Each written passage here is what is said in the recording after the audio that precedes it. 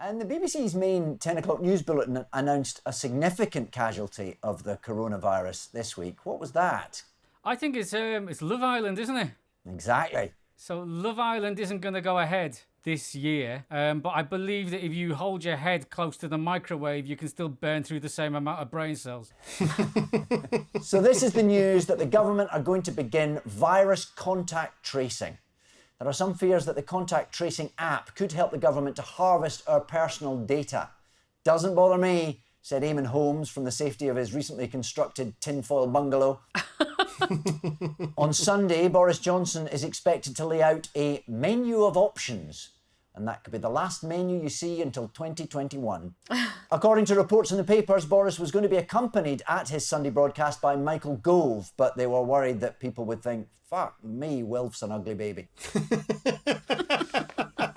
Paul and Chris, here's yours. Okay, so Chris, what they're showing us is a tiger in the wild looking around. I think he's in the wild, and he's walking through, and there's some armed police, very heavily armed police, running towards the tiger. There was a story about a tiger that was discovered in Kent the weekend, and so the police were called by a startled onlooker, and they rushed to the scene to find that the tiger was actually a sculpture created by a woman who says it's been there for about 20 years. So everybody had a good laugh, and they took a photograph of it, and everything was all right. Somebody saw it, obviously thought it was a real tiger, and reported it. And I think it was the same person that reported that outside the chemist, local residents were forcing money into the head of a guide dog.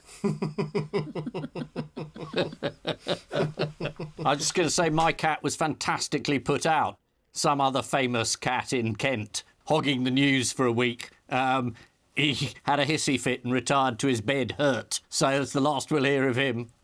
Oh, he's gone again. Do you know in Kent, though, you're more likely to be run over by a tiger driving a white van than you are to be eaten by a tiger in a field? There's quite a few wildlife parks in Kent, so there's like the population of tigers in Kent is probably higher than you might imagine. There he goes again, undoing jokes with facts.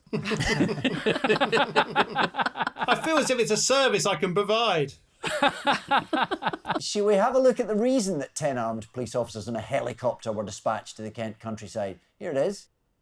Oh, yeah. It's good, but it's no Chris Whitty.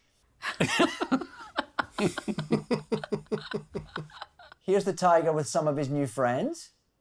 Well, the tiger's clearly sunbathing, isn't he? Wouldn't it be funny if while they were having their photo taken, a real tiger came out from a bush and ate them all? It's interesting you say that, Chris, because actually there are quite a number of wildlife parks in Kent, and there's more tigers than you might imagine.